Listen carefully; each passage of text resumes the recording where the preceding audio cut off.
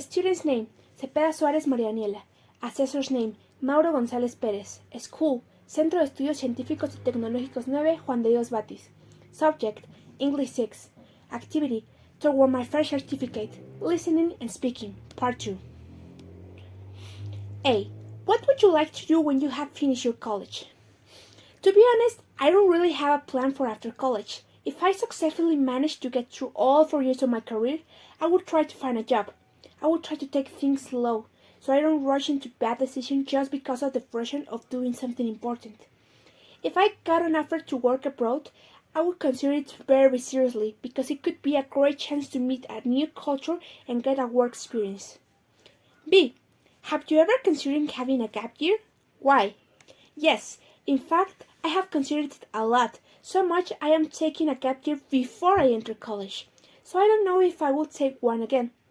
I will have to be set on a specific goal or mindset, like spending time with God or exploring some new things. In this case, I am really open to it because I don't think, like most people do, that it's unnecessarily a waste of time.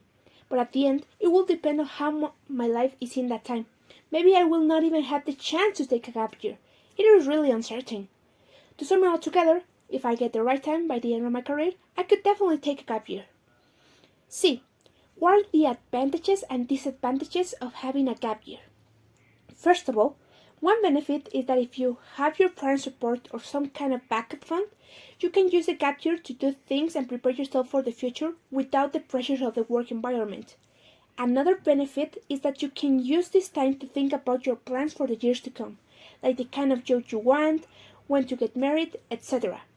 On the bad side, you will get a lot of criticism and pressure to do something productive. And if you let these opinions affect you, you will not enjoy this gap year. Another disadvantage is that you can get behind in the work industry, as some of your classmates will get a head start. But in the end, I don't think it will be that much of a limitation. Imagine you're going abroad. Where would you go? Why?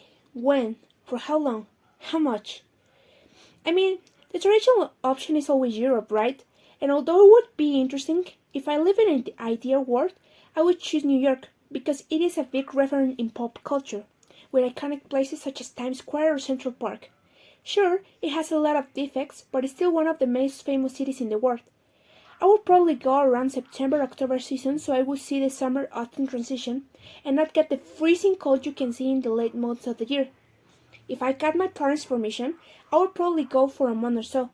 Maybe it sounds like much, but I would really like to take a taste of the city without so much pressure, and if I stayed longer, I would probably really miss my family. On the budget thing, I got to admit I am really bad with numbers, at least realistic budget ones. I just know I will really have to save a lot so I can basically live there for a month, and I will have to really be selective of what to spend my money on.